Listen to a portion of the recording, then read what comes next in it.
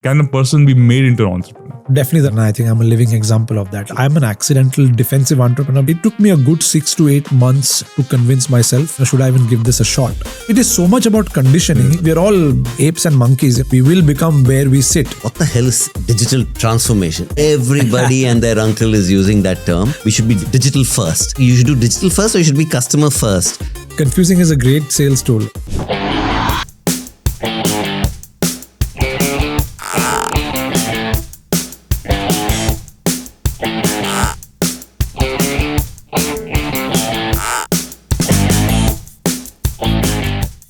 Hello viewers and welcome to one more episode of Jest Business, the podcast in which Rahul and I poke fun at the many absurdities in the business world. We're getting good feedback, so please do keep watching. Please tell your friends to watch. And if you have any feedback for us, any ideas for other humorous episodes on business, do write to us at justbusinesspodcast@gmail.com. You know, Barry, Yeah. podcasting aside, one thing I noticed, meeting rooms or corporate rooms these days are full of jargon, or full of anger, full of table thumping. But one thing that is missing in most corporate boardrooms or corporate offices is humor. Absolutely. So I think it's a good time to tell the viewers also about our Humor for Leaders workshop, where we equip and educate people about the usage of humor at your workplace to get the communication and things happen more fluidly. But more about that later. First, let's go back to our podcast. Okay, today, Rahul, we're doing something interesting. We're interviewing a really all-rounder, I would say. What do you say? I actually thought we were always doing something interesting, but since you clarified today we are doing something interesting, I'll pay extra attention. Today, we're doing something more interesting. Wow. And we are very happy to have with us Prantik Mazumdar, who, we say for many of ourselves, Prantik, that we've been there, done that and all that. But when I look at your resume, I think this guy's really Yes. been there, done that. Yeah, he's been an employee, a senior employee, and then he's been an entrepreneur, investor, and he's overall a digital transformation catalyst expert. So, Barry, the right way to say is not just been there, done that. He's even done that where he's never been. He's never been. Yeah. and he's doing that also Absolutely. still. So he started his career in the Singapore government, and then he started his own company. That was his venture into entrepreneurship with Happy Marketer, which then became one of the most awarded and best digital marketing agencies. So much so that he exited by selling it off very successfully. And he's a regular columnist for Marketing Magazine, Campaign Asia, Economic Times, Business Times, writing about digital transformation mainly. And I think the other thing that we're going to talk about today is his involvement with the Indo-US Entrepreneur Group, TIE. Okay, so with that, thanks for joining us, Prantik, and welcome to the show. Thanks so much, Paddy. Thanks, Rahul. When I heard that about myself, I'm like, I've done a good job putting a lot of jargon in my intro. All those catalyst and investor and stuff. No, but life's been good. 25 years here, and I made some good friends across the board. I've had the pleasure of reading your stuff, watching you guys compare and host events, and especially the good work that you guys do at the Pan IM Association. I'm so happy that I ended up there, got to know you guys through there, and today I'm on your podcast. So it's a pleasure to be interviewed by two legends from the IM. Legends, all right. We've been called a lot of names, but no one has ever called us legends. So that's the first. I'll take that as a compliment. So, Prantik, one of the questions I had, we of course all know where you are now, but where did it all start, or how did it all start, rather? Yeah, actually, I'm not asking about education first, because you talked about our IMs. Now I'm both an engineer and a management, but that's only on paper, because in actual fact, I know very little about engineering, though I studied mechanical engineering and that too automobiles. And I worked in Tata Motors, and at the end of it, I can barely distinguish between the steering wheel and the boot of the car. And to be honest, that I could do even before I joined the engineering college. So I don't think I gained much. But here I see you've done computer engineering, and I must read it out from here. You're another degree in entrepreneur. What is that called? Technopreneurship. So tell us about your education and what did you learn there? I mean, I don't even know how to pronounce the second degree. So my dad, he's an IITian, IIT KGP 78, started his career with Tata Motors Pune. That's where I grew up for the first 13 years. But then life took a different gear when he decided to take up a job in Jakarta. My dad and mom and I, we are sitting in this Indian restaurant in Jakarta called Queen's. And whilst we were chewing butter chicken, etc., the debate on my 18th birthday was, should I go to NUS or should I go to IIT KGP? Because back then, there was this funny program called DASA. Again, I forget the full form, but basically for NRIs to get access to IITs. And because through SAT 2, I got through to KGP, my dad was super excited because, legacy and all that. But I just couldn't fathom paying 50 times the fee of a local student. And more importantly, not having gone through JEE. And I had seen a couple of my seniors who had been to IIT Chennai and Kanpur, and they struggled because, let's face it, as much as IB is great and, if you've not gone through the Indian education system, joint entrance preparation, etc., you would know this. You probably couldn't survive. And I think in hindsight, I took the right call, much to my dad's unhappiness. I said, no, I'm taking NUS because Singapore close by. Also, I was very sure that I didn't want to go to US and all of that. So that's how NUS happened. In NUS, I got through computer engineering based on my IB and SAT scores. My core degree was computer engineering. But again, I was guinea pig of this program called minor in technopreneurship, which is again in hindsight very funny because this is Singapore government saying we wouldn't leave entrepreneurship to chance. We must teach people entrepreneurship. And to their credit, I think it has worked pretty well. So this is basically saying if you're being evaluated, so if you make the first cut, you do what I did, which is minor in technopreneurship, a 6-module course, which was fascinating, changed my life because I realized I wasn't good in tech, but I was very passionate about tech. But this taught me or exposed me to, marketing, financial models, business development. And I realized, hey, you know what, this is not bad. I think I can do this whilst being in tech.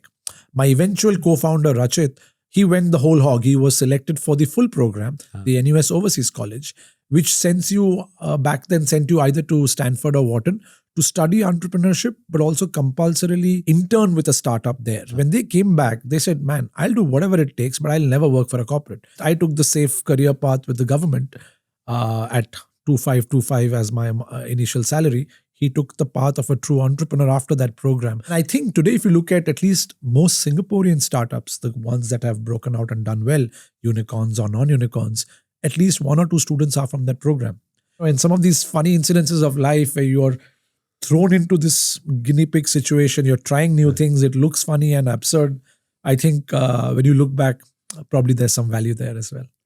Very interesting to say it, Prantik, because I remember at least during the time when Paddy and maybe also when I did an MBA, at least for most engineers, it was an escape route for those who didn't want to go to the US and those who didn't want to work on the shop floor or, build bridges in the heat. Yeah. So it was more of a lure of a desk job.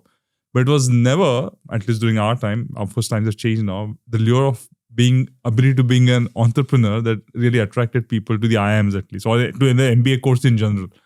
But today we see in India, things have changed. People graduate, don't take a job, straight away into entrepreneurship. In your experience, or what's your opinion, are entrepreneurs really born or are they made? Or even if they're not, can they be made? Can a person be made into an entrepreneur? I would say definitely the latter. And I think I'm a living example of that. I'm an accidental defensive entrepreneur because, I joined the government, was there for 4 years, had a couple of private sector jobs. And then a few things happened in my personal life and professional life where I was literally in the pits. And before co-founding Happy Marketer, I was working for a Mumbai-based company here called Pinstorm, which was a pioneer in digital marketing back then. Had I just gone my way, it was going to be either a Facebook or a LinkedIn corporate gig selling ads. So Rachit said, hey, dude, you're doing this for someone else. Why not do this together? It's an easy, simple question because, he had already taken the plunge. It took me a good 6 to 8 months to convince myself, convince my family, my parents that, should I even give this a shot? Because culturally, at least I didn't come from an environment where this was the norm. Eventually, we had a co-founder who's a Marwadi. And when I discussed with Avdesh, he said, in our world, the corporate thing is looked down upon. Yeah, exactly. Right? So it is so much about conditioning, right? But in ours was different. Yeah. So then I realized the exposure and awareness is so critical.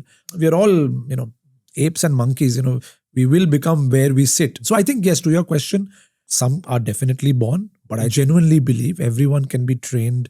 We are in that avenue where you can definitely be a solopreneur, a freelancer, but basically be a master of your destiny. Because the other things also happened, right?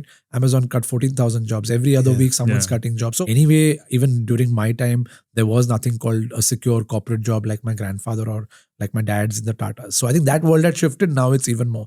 NUS, NTU grads are struggling to get their first job. And you're fighting 3 battles. You're fighting the Trump tariff, you're fighting AI, and you're fighting immigration. Yeah. So I genuinely tell every kid who I meet that, yes, you want to be a corporate legend, absolutely, that's a path. But you've got to, even in a corporate circuit, I think one thing a lot of people struggle with is, boss, this simple question, what do you do or what do you know?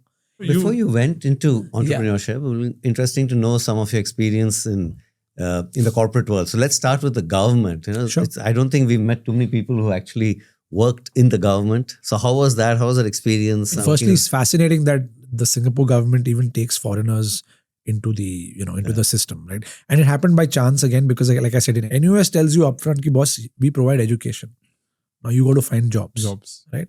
And that was scary. This is pre social media, LinkedIn, all of that. I had applied to about 160 odd places, of which I got 10 interviews. But the government thing happened by chance because one of my Pune family friends, this gentleman was a partner at Bain, and he was advising IE Singapore, the government agency. And through him, I heard that, oh, you know what? There is a position and they are open to anyone.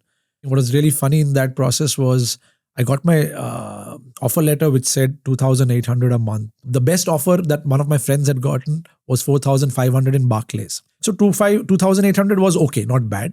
But when I joined, the HR called me and said, boss, sorry, there has to be a revision. It'll be 2,525. I said, why? He said, no, because you're not a Singaporean, you've not done NS. So only NS serving men or women get 2,800. For non-NS serving men, women or foreigners, it's 2,525. For a government. For the government, right? So that was a bit of a bummer. You suddenly lost $2,000 a year, but that's fine. You always had heard this statement of you succeed despite the government. But to see a government be so pro-business, so proactive, to the other extent where I was to tell my Singaporean friends that, boss, the government's making you entitled. Don't presume that the government has to help you. So when the SMEs, the startups that I used to serve, they would say, boss, I need the tax grant. They have to do this for me. I said, no, they don't have to. All you need to do is cross the border or fly 3 hours and you will know no government does this much for you. So be grateful. So it was fascinating to just see the cognizance that we are a small island state. The government needs to leverage its trust, credibility to open doors. And my job was fascinating actually. First 2 years was to market the tech, media, telecom industries to other countries. Use the Singapore flag, open doors. Either small pre-iPhone mobile startups who wanted to pitch to the Nokias and AT&Ts or the Japan, Korean telcos to bundle. Or the biggest deal I think I'm proud of is being an Indian sitting on the other side negotiating Singtel's acquisition of or investment into Airtel. And it was fascinating simply because Singtel's offer was not the best amongst the 12 or 14 operators. But it also showed me the power of small but mighty, that how G2G lobbying can not just get Singtel a piece of Airtel, but also Temasek. Collectively, in fact, there was a joke. My Singaporean friends used to say that, boss, you Indians talk a lot. Every time you open your mouth, we Singaporeans make 1/3, right? Because they, I think, have about 1/3 of Airtel. The model was take fresh young blood like myself and throw them in the deep. Because today it looks okay, but December 2005, within 6 months, my task was to lead an industry delegation to Vietnam, which had the CEOs of some of these large GLCs or startups, which pretty frightening, right? I never thought that the government would let young fresh blood do that, but that's their way of empowering and teaching. Taught me a lot of skills around networking, around just, I suppose, executive presence and negotiating. I think those are some priceless experiences. In this day of, when everything is going at chat GPT and AI and everyone and his dog is kind of, claiming to be an AI guru and claiming AI will pretty much be the end of everything else. What would your prognosis, to use a heavy word, be on what skills would be relevant 2 years in? I don't know, everyone's opinion. But since you've gone through entrepreneurial route, you've seen a different kind of world than most corporate jobs have. Where do you see, and especially in the specific angle of this people-to-people skills, do you think that would be what would differentiate the, haves and the have-nots?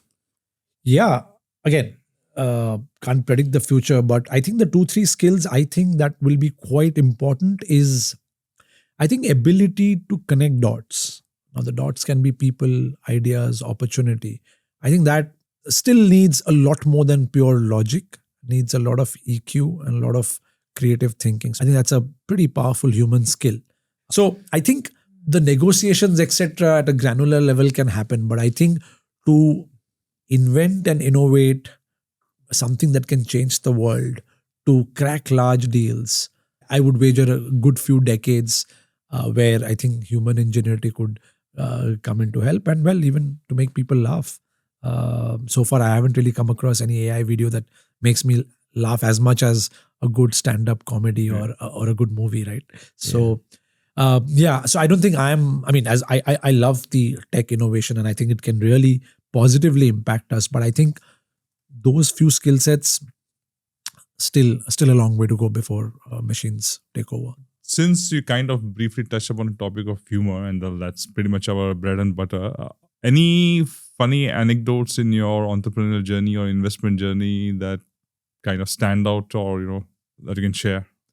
Yeah, sure. I think probably my first sales deal, right? So I'd just moved from this particular digital company to set up ours, and this is a premium business school in Singapore, and I'd gone to meet someone I know, and this gentleman, happens to be a very serious demeanor, and I had requested for this 1-hour meeting. And so I just started by asking the gentleman that, this particular MBA school is clearly one of the top ones. How do you market? How do you get your students? And he, with a lot of pride, picked a copy of The Economist. It had half-page ad of this particular brand. And I just said, sir, how many students come from this ad, right? And he was stumped. I said, I don't mean any offense, but just curious, how much do you spend and how many students do you get? Oh, he said, we spent about, back in the day, 2010 maybe, we spent about $500,000 on an ad campaign on print on this particular, The Economist, half-page ad, looked pretty good. I said, sir, with all due respect, this clearly, builds a good brand association, and I'm sure it's good to see your school's logo in FT and Economist and all, but I'm not very sure whether this actually works, or if it works, you just don't know how many. Right? Probably your whole class of 300 is filled, just that you don't know. So he said, okay, what do you have to offer? So I said, sir, can we just, he had this laptop. I said, could you just turn and just type your school, what's the tagline, or, what are you proud about? So he said, oh, we are Asia's number whatever school. I said, okay, let's type this on Google. He typed it, and to his surprise, as I knew, because I had done this before meeting him, nothing showed up. Like his school didn't show up. In fact, what he saw was either links or ads from Phoenix University or Temple University. And he was livid. He said, no, these guys are robbers. How can they claim this? So I said, again, fair points. But your prospects or students from China, India, America, Africa are probably not reading that. That's what they're seeing. So if you've got to win the battle of digital, you've got to do that there. And that was hilarious. So I think that 1-hour meeting changed the game for me, because he said, this is rubbish. This is not how marketing is done. Marketing needs 4 Ps and all. I said, yes, I'm sure it does. But if this is what they are, if this is the portal to their research, you've also got to be here. And he said, look, what do you want? Right? So I said, okay, you know what? Here's my deal with you. You spend $500,000 on The Economist. Give me 1/10 of that and give me 3 months. I will prove or disprove whether digital works for you. And that was brilliant, because he gave me $50,000. And I think the beauty of digital back then was you could connect the dots and you could do attribution, and showed X number of leads or inquiries came and X didn't, right? So I could at least prove whether it works or doesn't. Correct. And I'll never forget that meeting, because, to sort of go to a marketing professor who's leading admissions in a leading business school to change that paradigm, I thought was super funny, just his reaction. And we've become good friends since then. And, we served them for a decade. Prantik, this reminds me of an incident. I think, in fact, it was Paddy who had mentioned it to me first, where this manager says, I know the project has delivered the results, but what I want to know is, does it work in theory? Yeah. So it's a bit like that. It is. It's all okay in practice, but tell me, does it work in principle? Correct. And the funny thing is, later on in my life, I found that actually the legendary David Ogilvy actually has a quote around that half you don't of know. My half of your marketing spend is a waste. I don't know which half. Yeah. Any other kind of frustrating clients you had, or and I did want to also talk a little bit about when you meet a typical brand manager, and the passion that they have. But any other funny? I'll give you an example of frustration, both I think on the client side and employee side. I think on the client side, I think frustration was working with large brands who don't respect your work and who don't pay. I think that's super frustrating. They would get work done and they just didn't honor payment. And then they'll throw a carrot. Hey, do one more project for me. You do this, I'll pay you. And then that's they're not paid the previous one. Previous one. They throw you a carrot. Like, do this, I'll try and convince my manager to package the previous one, I'll pay 60% of that. So I think that was very frustrating. But coming to the frustration with staff, I think this is where I think we've had challenges in Singapore where, we were recruiting for a particular design position and eventually there were two candidates. This podcast is being sponsored by Coromandel Productions. The folks at Coromandel aim to showcase human interest and heartwarming stories from all walks of life. They do this through short films, documentaries, sports television, corporate films, feature-based content, and promotional videos.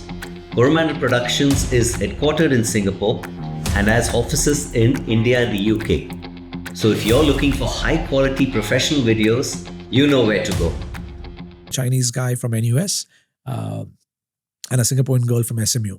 I mean, SMU, has done a great job over the last decade to sort of become this finishing school, and, kids come with name cards and well polished. NUS, NTU are great students, but definitely unfinished when it comes to, corporate world. But what was hilarious was, so I think by all counts, this girl from SMU was ahead in the race and we're about to hire her. On the day we are about to sort of close the deal, she says, "Boss, I have 2 requests." I said, "Yeah, tell me." He said, "Your office is very far. Can I get travel allowance?" I said, "Okay, I just listen." I said, "Okay, tell me your other condition." She said, "Look, I'll only work 9 to 6. I can't work beyond that. Otherwise, I need overtime." Right. And again, I said, "Look, my role or intention is not to sort of be a slave driver. But, in the agency world or any corporate world, you might have late nights or weekends." I would say in any world where there's a client. Any world where there's a client, right? And so I said, "Look, I can't put it in writing that I'm going to give you overtime. My economic model won't work." And the flip side was this student from NUS. Now, I guess there are 2 dimensions to it. Because he or she is from NUS and I guess the lens of an immigrant, he's come from China. Yeah. I mean, anyway, he was 2/3 the price of the SMU kid. SMU folks, obviously, Paddy, you know it better. Because of their polish and their, gravitas, they command a higher premium. So anyway, it was a lower cost, but his attitude was, "I want to learn. Please, please give me extra work on weekends." Again, I repeated the same. I don't intend to disturb you over weekends. But it was over time I realized this is something that I guess when you're dealing with a particular generation, which is coming after a generation that's really struggled to build this country, I wouldn't say entitled, because I don't think I come from the school of thought that Gen Z are lazy and all of that. I just think attitudes and mindsets are very different. I don't want to paint a whole generation with one brush, but it was very hard to sort of see this this sort of dilemma between immigrants and non-immigrants. So I think these frustrations were pretty funny at that time. It's frustrating, but now when I look back, it's really funny because, it shaped your thinking, it shaped your business model. And, you also encountered things which you never thought, that, people asking for OT and people asking for travel allowance in a market like Singapore. So I remember this case. I was interviewing candidates in my last role, and the candidate asked, he wasn't a favorite for the job anyway, but did he ask, "So do you have a work from anywhere policy?" I said, "What does this mean?" "I mean, you should allow me to work from anywhere. I may not even be home." I said, "I'm just so glad you didn't ask anything but work policy." That would be the next thing to follow. I was just amazed, but so what was then for OT and working hours? Today it's kind of gone even more. Beyond work from anywhere, work as you like, or work. Correct. So sometimes you have to wonder whether the company works for the employee or the employee works for the company. Correct. Absolutely. Okay. So Prantik, I am myself marketing background. Yeah. But very little knowledge of digital. I've tried over the years to learn some, but I can say that I've successfully learned very little. I can say that with confidence. But one of the things that really baffles me is, what the hell is digital transformation? Right. Everybody and their uncle is using that term, which I think at least makes some sense. But the one that makes no sense to me, and it's part of one of the companies I worked for, says this: we should be digital first. Right. Which to me is nonsense. Like, you should do digital first or you should be customer first. So tell me what you think of digital first, and what the hell is digital transformation? Yeah, confusing is a great sales tool, right? So you come up with these new terms and new jargon and new frameworks. Again, the intention is good, but I think, when I look at digital transformation, it baffles me as well, right? I think fundamentally, when the idea is, can you change the very essence of the business model from a bank which has n number of branches to a digital bank or a pure neobank? I think where it completely changes the core business model, to me, that's a good outcome of what digital transformation should be. And ultimately, what I realized, it depended on who in the organization owned this word. I know, I think the example you gave was a great one of a bank. But I get shocked when a company, for example, a fast food, says digital transformation, and then they go on to actually say, and there are brands who say that we don't sell chicken, we are a digital.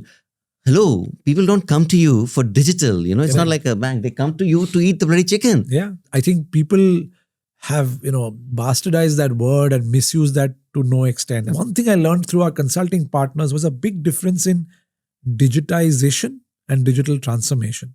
So digitization could just mean digitizing your documents or your assets. And that's important.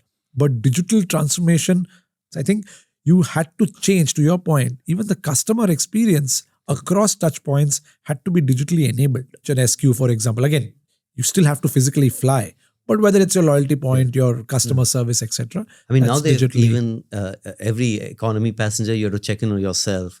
Correct. I just think it's a matter of time before they make you fly the plane also yourself. Possible. And that's right. People also have to realize that just because you can do it, should you? I think very few people ask that question, that this self-check-in, everything self. Yeah. Like, do I want to? Like, I'm okay to pay, but I just want someone to do it for me. I agree with you 100%. I think this whole, even self-check-in, I think at some point it's irritating. Yeah. Give me a choice. If I don't want it, I'm happy to pay for that service. Somewhere I think, although, I know you gave an example of a bank as a good example of a digital transformation, but this old school service business where people still have urge to talk to people. I mean, simple thing of, I'm still far more comfortable checking in, talking to a person and getting myself checked in, getting the seat changed rather than, although I know I could do it in an app. Yeah. A better example would be to go to a doctor. I know there are online apps which self-diagnose, but you would still like to talk to a doctor who can assure you, can comfort you, So I don't know how far is too far for digital transformation. I don't think in everything it has to suddenly become digitally enabled and digital CX and stuff. Like call centers, for example, right? I hate the fact that I need a way to talk to a human because let's say, right, when talking to Singtel, Airtel, whatever, everyone just wants to press 0 to get to a human. Yeah, correct. Yeah. Like, I don't want that mechanized thing. I'm just waiting to a chance to press 0. Yeah. And it doesn't come easily. It doesn't come easily. 8 or 9 steps at all. And I think sometimes they guess that you're going to say 0, so that it's not 0 anymore. It's not 0 anymore. Star or a hash. Which I struggle. Which is star, which is hash.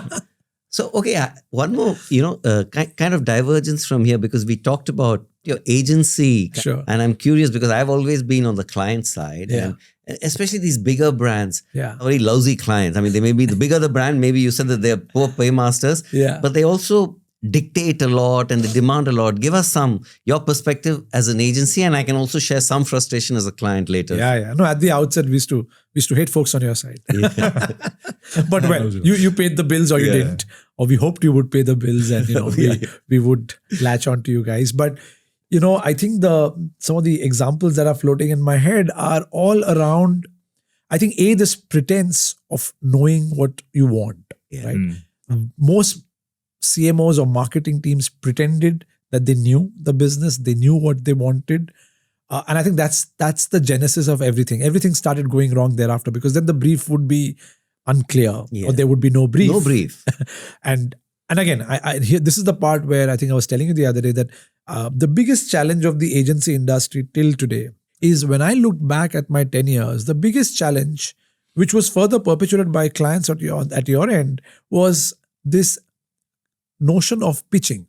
I think it's one of the worst things for the industry, this itch to pitch and then to glamorize, man, I'm going to be working late nights, have pizza and alcohol and we'll all huddle and we'll pitch. I think it's utter BS because no other industry says I'm going to do free work for you, right? So here's a particular client in the Singapore government. This was in the press, one of the agencies where they called for a pitch. Well, there's massive oversupply of agencies in Singapore, 200 plus last count. I think 23 agencies came for the briefing. Let's say eventually 10 pitched. So 10 agencies spent, let's say collectively, tens of thousands of hours, which is not paid. They pitched. Worst case, the client did not pick any one of them. Wow. So imagine 10 pitch decks, strategy decks. Yes. just lying, and the client either does nothing or executes based on the ideas. I would put the agencies at fault here because, again, we were just undercutting each other and glorifying this notion. So we took a pledge in 2016. I clearly remember that we will never pitch, because no airline says, boss, fly for free and then decide. No hotel says, no insurance company says so, right? And the client also seems to, and I come from the client side, have a very arrogant view of creative. And I remember when I was in McDonald's, one of the countries was really, we want to change the agency, a global agency doing really good work. I won't name the agency because they, in one of the markets. Yeah. And we want to change, we want to pitch. And as a regional guy, you have to advise, don't pitch, etc. So did some homework. And the same agency, which they want to change, had won the best, most creative agency award of the year, that year in that market. Yeah. So who's at fault? I mean, if you can't get good creative from the best agency in town, how are you going to get it from a smaller agency? And eventually what's funny, there's a new industry that's come up where there are pitch, I don't know the right word for it, but they basically orchestrate the pitch process. Yes. Right? And there are 2 or 3 big names in Singapore, which is hilarious. So they become the gatekeepers. They become the gatekeeper. Right? So I'm like, wait, so now you've institutionalized the process of pitching, and someone is monetizing that institutionalization of the process whilst 10 agencies are just desperately pitching, and the client's wasting time. It's poor form. It's poor economics. One of the biggest fallacies of, I think, the human race in general is we love to box ourselves. I'm a marketer. I'm marketing trained. So most of the agency folks, right, at least here, they would come from certain MBA schools or marketing schools or MICA or whatever. And this, again, the other challenge, the desire to win awards, the desire to be at Cannes, the desire to create tear-jerking ads. But no one questions. One of the reasons we succeeded, I realized, was we were marketing misfits. We were techies who brought the science of marketing to the art of marketing, because all the competition, with all due respect, some of the biggest agencies, they were all worried about that tear-jerking insurance ad or that beautiful Hamara Bajaj ad, which is great. But again, that same economist example, when I asked how many scooters did Hamara Bajaj sell, obviously you wouldn't know, right? You could do TRPs and you could do proxy metrics and all of that, but there was no one questioning the commercial. Maybe it sold 90% of the scooters, but no one was connecting the dots. Coincidentally or otherwise, maybe it's bias, right? Once you start thinking about something, you only spot that. I'm sitting in my flight and I have this HPR copy, cover story June, July 2017, which has this beautiful alarmist title, Why Do CMOs Die? By this lady called Kimberly. It's a clickbaity title, but a brilliant study which changed my business model, because she did a study saying in that whole boardroom, the CHRO and CMO have the lowest shelf life and the least budget. And I felt so bad. I said, man, I'm building a business. Who we're pitching to. I've been selling it to the cheapest and the shortest shelf life. What's wrong with me? And I'm not married to the idea of marketing. I want to make money. So when we came back, I told Rachit, man, look, let's rethink this rubbish of pitching. Let's ask ourselves, we are techies, why are we not talking to CTO, CIO? So we promised that we will not pitch. And moment we hear the word campaign, we'll run away. Because what is campaign? Summer campaign, Diwali campaign, which is again asking you to come back with fresh ideas again and again. Non-repeatable, non-scalable.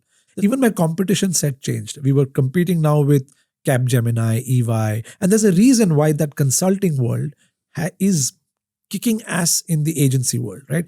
WPP has said they're on the market, they're going to be selling. Dentsu has announced they're going to be selling the international part of the business, all in public press. You look at the stocks of each of the top 5 holding groups, party's over, right? And I think the writing has been on the wall for a long while. I think this notion of innovating, changing with times, changing your business model, it can't come unless there is fresh thinking. There's too much emotional baggage of this.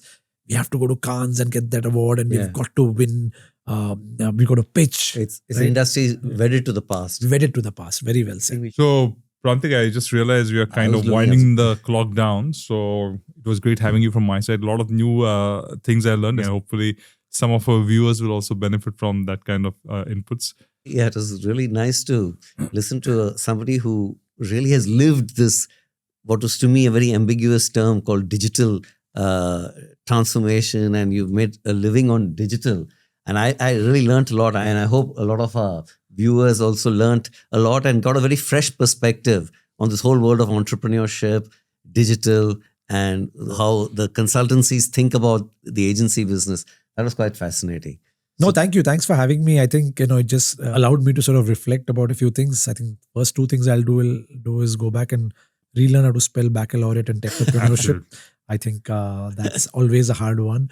I think the ability to be self-deprecating, to take oneself lightly and question oneself, I think is because humor is not just about laughing, right? Humor is also about your approach to leadership, about just taking oneself lightly.